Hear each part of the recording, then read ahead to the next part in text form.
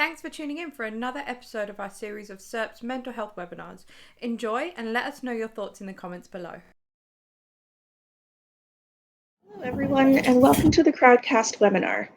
My name is Nicole and I'm the Program Assistant for Construction Rehab.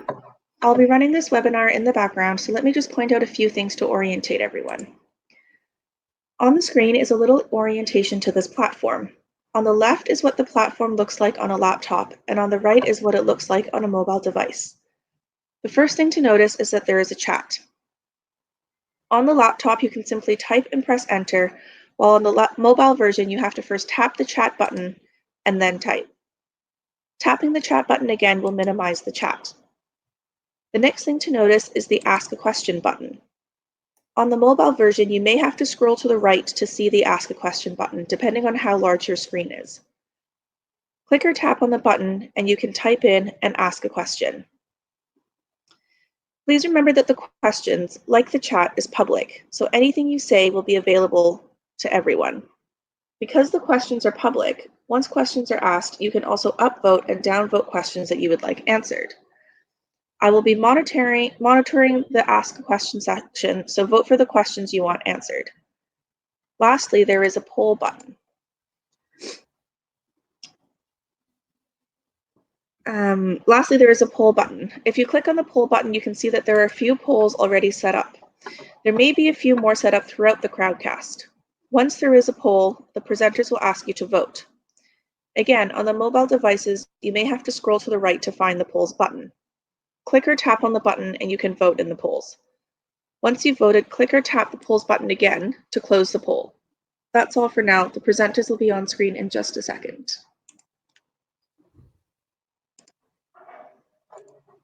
Awesome. Thank you so much, Nicole. Really appreciate it. My name is Lindsay, and I am the Outreach Coordinator for the BC Centre for Women in the Trades. In case you don't know, that's a partnership of women from the trades, industry, and labour committed to creating a culture of diversity, equity, and inclusion in the trades and other underrepresented sectors.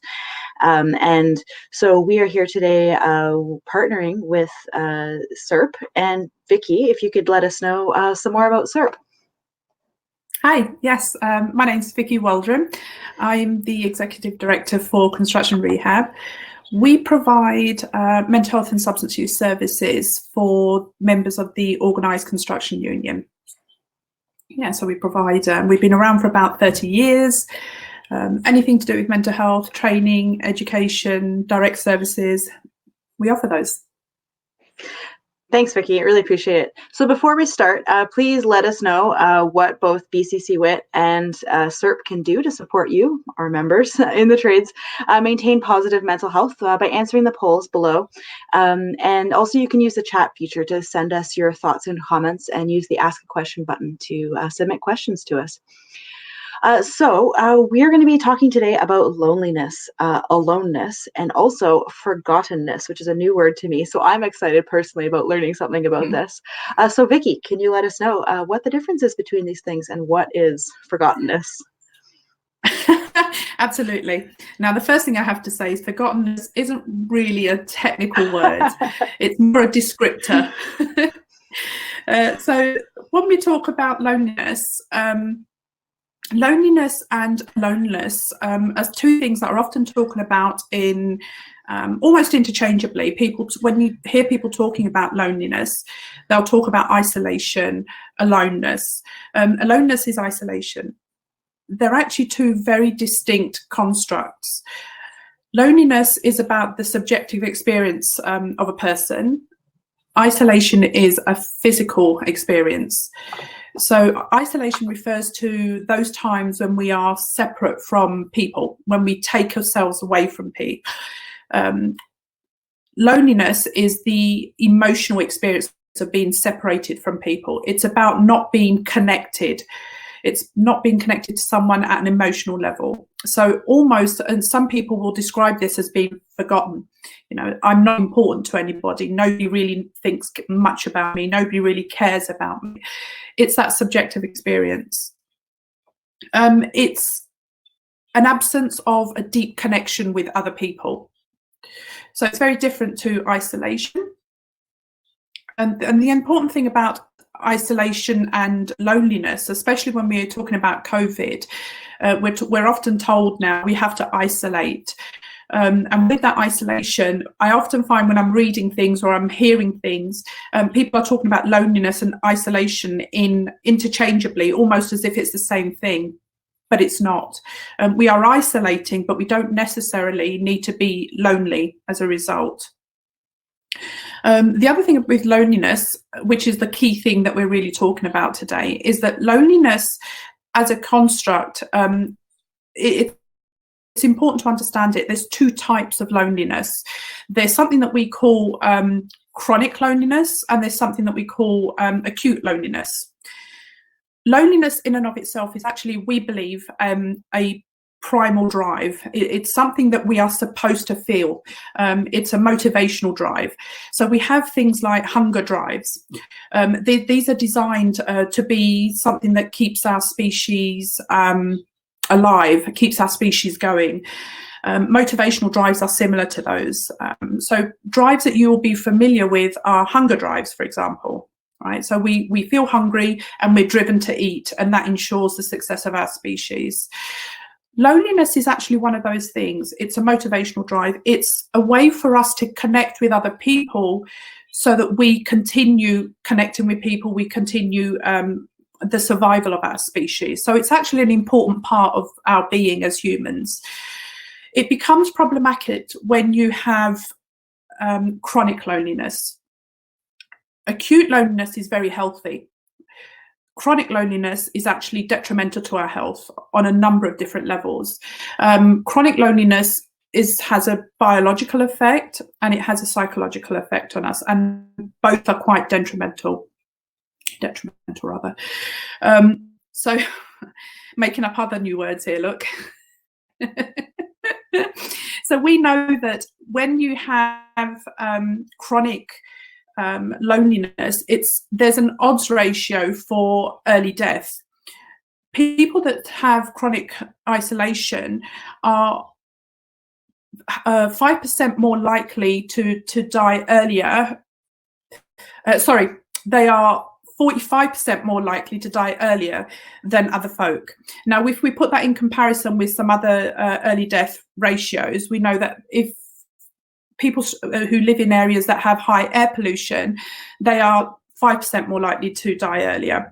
People with obesity issues are 20% likely to die more earlier. People with excessive alcohol issues are 30% more likely to die more earlier. But what you can see there in that graph is that with chronic loneliness, people statistically 45% more likely to die earlier than other people that don't struggle with chronic isolation. So it's a real issue. We know that with loneliness, it's something that we have to take seriously. Often we just think of loneliness, just go, oh, I'm lonely. It's not something that we really give a lot of weight to. We don't really think about it in that way. But we know that, again, I said there's a physiological impact and there's a psychological impact.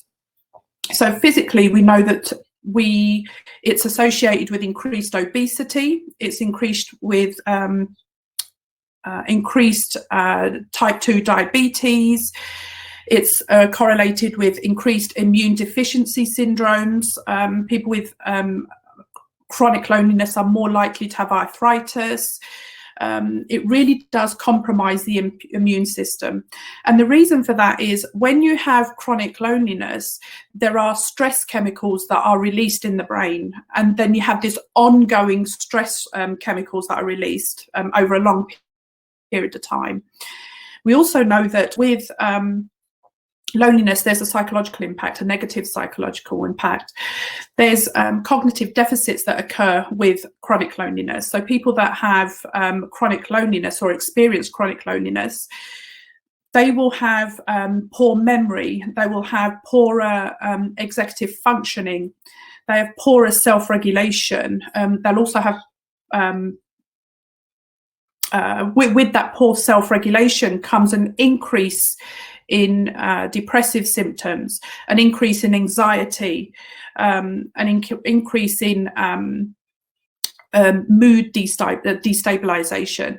So it has a real significant impact on psychology. Yeah. That's so really the other interesting. thing with, oh, go ahead. Sorry. Well, and yeah, that's what I was wondering is about, like, in some of these situations, it reminds me of like what came first. Like if you have a chronic illness, couldn't that then separate you from a lot from society? And so that could then lead to these sorts of issues. But then part of what you're saying is that if you're feeling lonely first, it can also then lead to chronic illness because of the stress chemicals, or how do those two things interact? Yeah, for sure. So I don't have the data in front of me, but certainly there's tons of research that actually talks about that. And it is really, a lot of it is tied to the way that we think and the way that we, the nature of our cognitions. So we often in our program, we have a saying, and it is that we think what we feel and we feel what we think. So it is a bit of that chicken and egg. There is lots of research that tells us that this precedes chronic illnesses. So like I said, there's lots of data. For example, if you have chronic loneliness, you are twice as likely to develop Alzheimer's disease than if you didn't have chronic loneliness. Yeah. So there's a huge impact on physical health, but we make this mistake as a society to kind of go, we're lonely, it's just one of those things. Oh, it's one of the side effects of living in a big city, for example.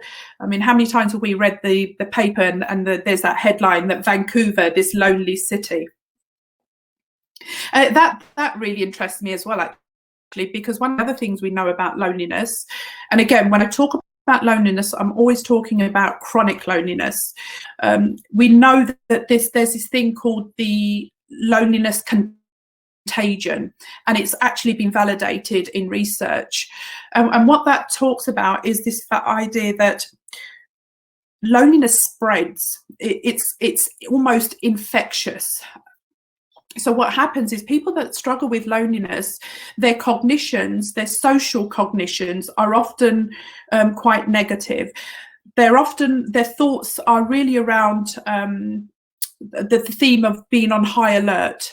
So people with chronic loneliness will see other people as threats or as a danger.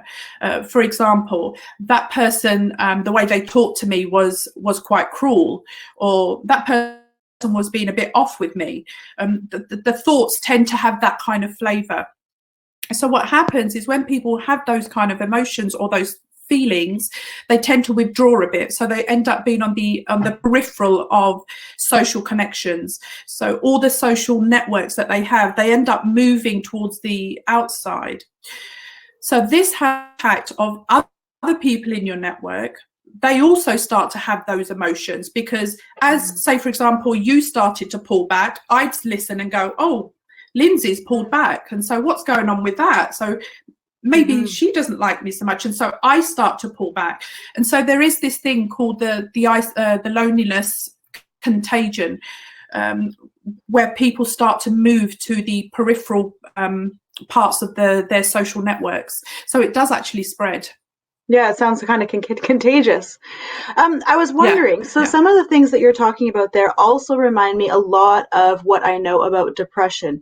Can you tell us a bit about the difference between, like, how do you know if what you're going through is specifically circumstantial or temporary, or if it's actually part of a larger issue that you probably need to deal with? I think that's a great question, because loneliness can be a side effect of depression. Depression can be a side effect of loneliness, but they are two distinct constructs. So loneliness is really about your need to be connected to somebody. It's about one specific thing. It's always about your connectedness with another person, right? So whether you feel like you have a deep-rooted connection. Depression is more general. So it's a low mood, it's sadness that permeates all areas of your life. So it's quite possible to not have depression but still feel lonely. Right. So therefore, that's how to tell the difference. I think if you are questioning, is this depression or is this loneliness, is to ask yourself, is this really just sadness that I feel? Is it really tied specifically to that one issue of not feeling connected in a deep, meaningful way to a person that I want to be connected to? Or is this a sadness that really that goes across my life? You know, I no longer feel joy when I'm playing football, or when I'm playing, you know, ice hockey or whatever the sport is. Yeah. I'm struggling to think of Canadian sport. You're doing great. Netball. So it's more to do with, you know, are we talking about sadness across the board, or is it about the fact that I'm not feeling connected to Lindsay specifically? Right. If it is the other, if it's more this general pervasiveness, then you really want to go to your physician, you want to go to doctors, and you want to have some conversations. If it's sadness, specifically to do with loneliness, like this connectedness with somebody, then that's definitely a mental health professional. I should just say, the reason I'm struggling with my words, I've got feedback in my mic. Oh no. Oh, I'm so sorry to hear that. My voice, right?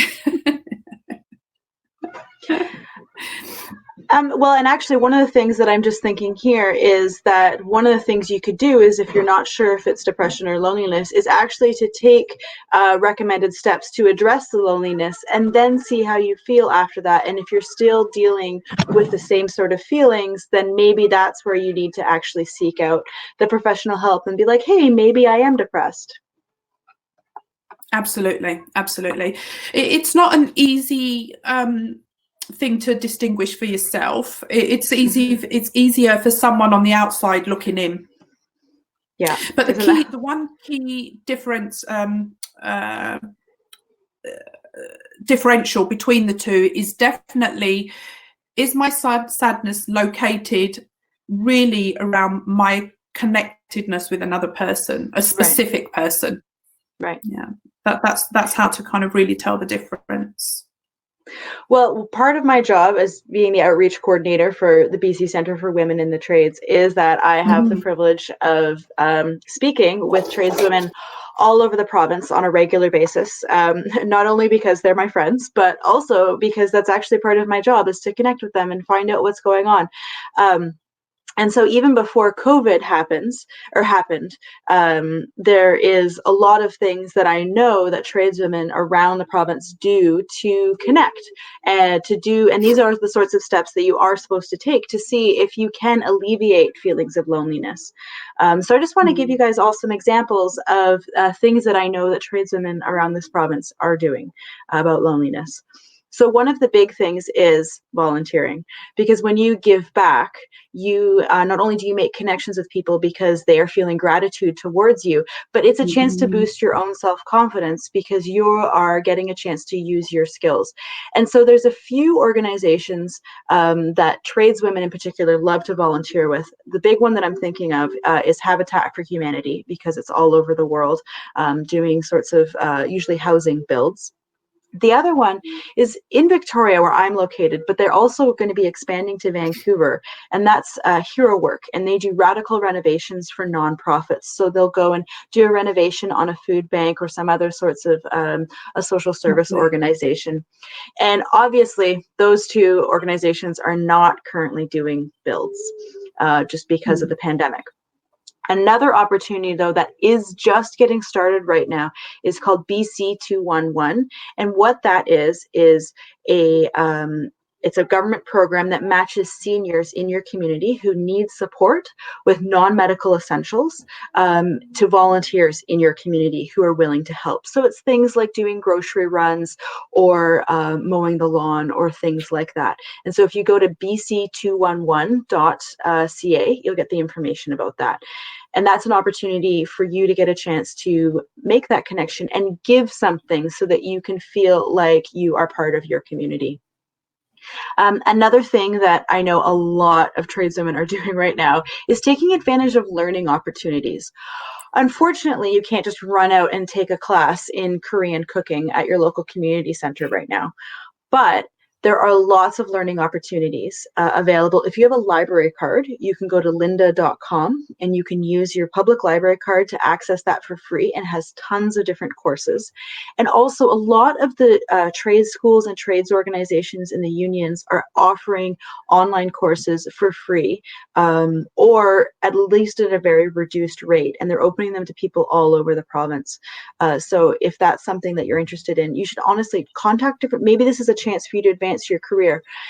And it doesn't necessarily have to be something that's related to your career. And even if it's a course that's not, that doesn't actually have any sort of interactive portion of it, if you take on learning a new skill, then that's something that you could then join maybe a Facebook group about, and then have a way of connecting with people about this topic that's new to you.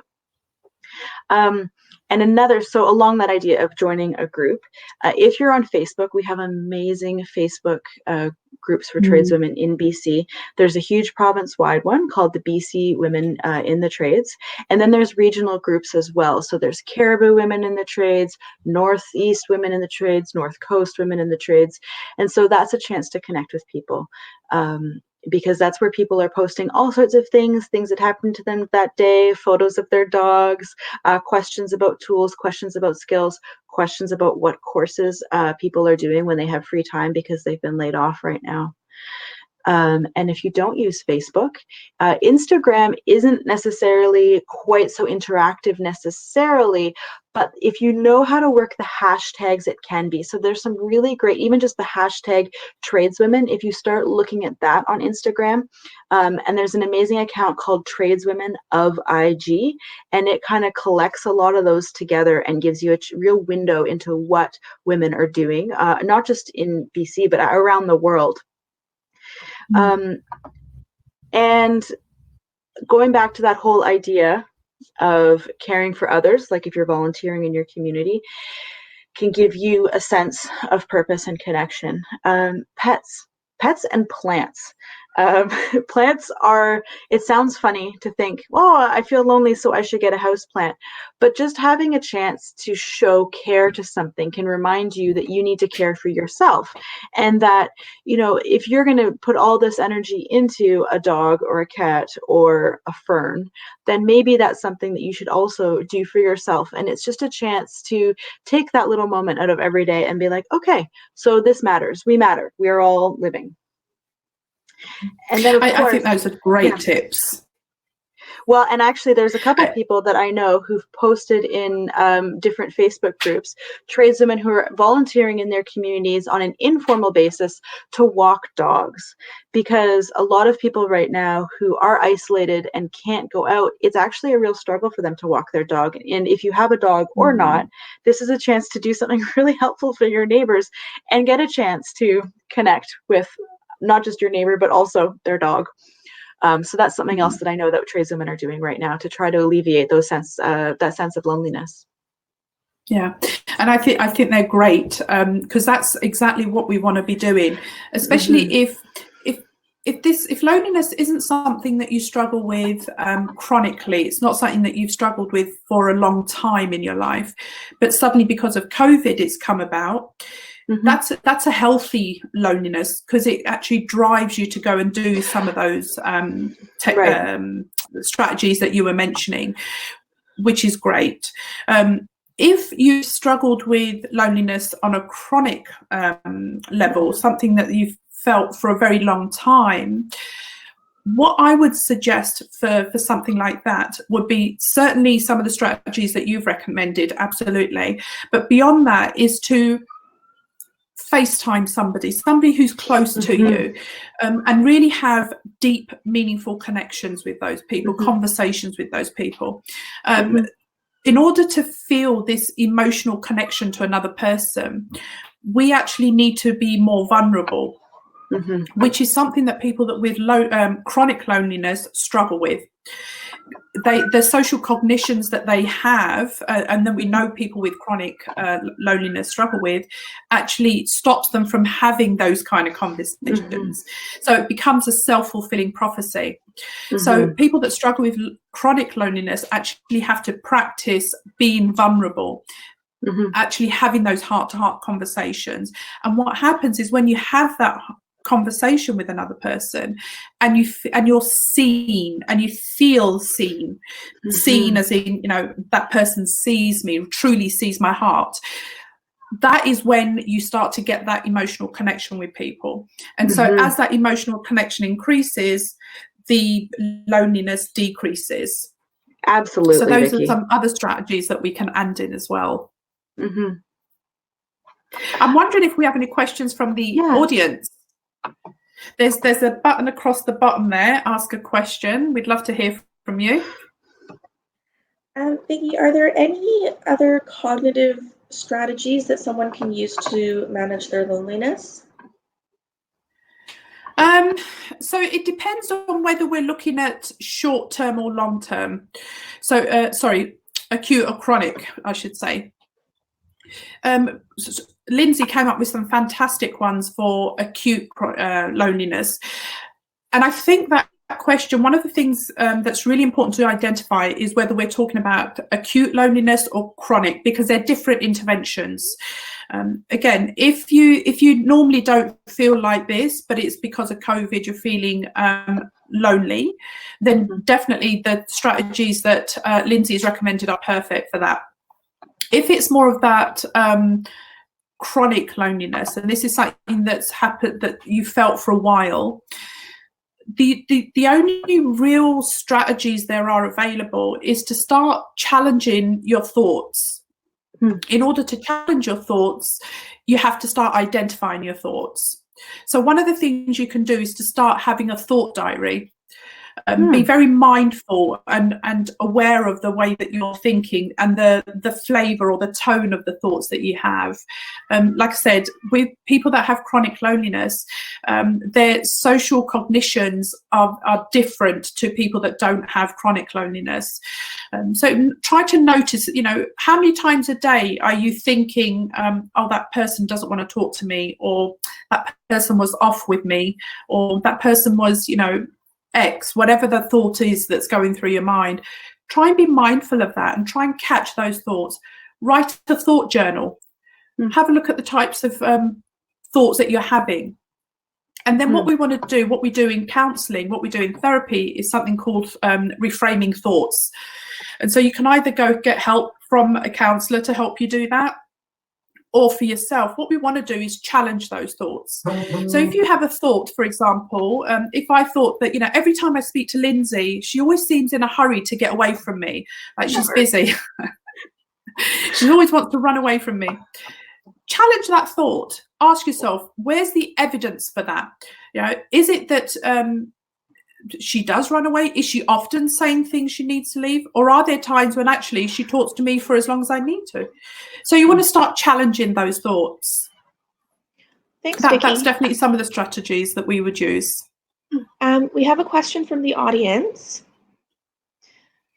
So we have a question. How do you not feel like a burden when you're being vulnerable in a conversation, being honest about how you're really feeling?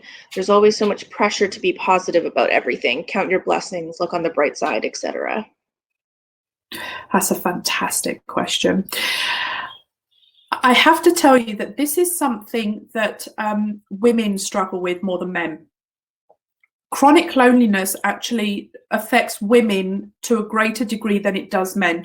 Not that it doesn't affect men, it just affects women to a greater degree. And that is because as women, we tend to seek more of those emotional connections. And so when we don't get them, we experience more of them. So how do you stop yourself from feeling like you're a burden? So this is a very normal thought, type of thought for someone that struggles with chronic loneliness. So the first thing is really to start challenging that thought. Actually stop and think, what evidence do I have that I am a burden to that other person? Has that person actually told me I'm a burden. And the chances are high that that person hasn't said that. It's more the thoughts or the pattern of thoughts that we have. Unfortunately, it's not a quick and easy fix. It's a slow burn, but it's very, very effective when you can get a handle on it. So again, I would start by questioning and look for the evidence that A, you think supports that, and hopefully there isn't any evidence, and B, look for evidence that disproves that thought. That's great, Vicky. Thank you. We have one more question real quickly before we end.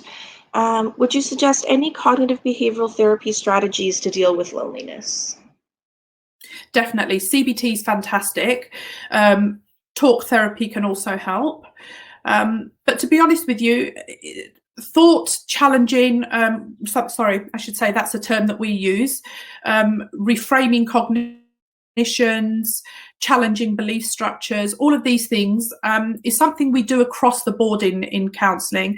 We may use a different modality, but we generally use that across the board. But some of the strongest will probably be CBT and talk therapy. Yeah. Okay. If there's aren't any more questions, then I think we have reached our time limit here.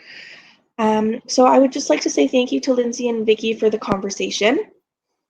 I'm going to put a link on the bottom below. So there should be a link that says check out the Facebook event for more info. If you click on that link, you'll find some more information about what we talked about today and perhaps some resources that we'll put up later. So thank you everyone for coming, and join us again next Wednesday at 10 a.m. for another conversation about mental health. Be safe and well. Goodbye. Thanks, everyone. Cheers. Bye. Thank you. Bye. If you liked our video and you want to see more like it, make sure to hit that like button and subscribe to our channel.